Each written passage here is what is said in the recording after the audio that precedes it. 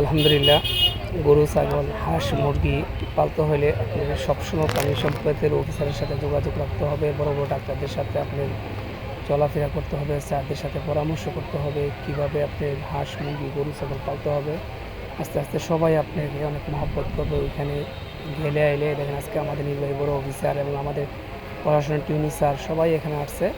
সবাই আমাদেরকে সব কিছু পরামর্শ দিতেছে, কার কী সুবিধা দরকার, কার কী সমস্যা। আমরা কিন্তু এখানে সব কিছুই তুলে ধরতে পারতেছি। তো আলহামদুলিল্লাহ, এই জন্যই যারা হাঁস, মুরগি, গরু, ছাগল যারা গ্রামাঞ্চলে আপনারা যারা পালেন, সবাই আপনার ট্রেনিং দিবেন এবং স্যারদের সাথে যোগাযোগ করবেন।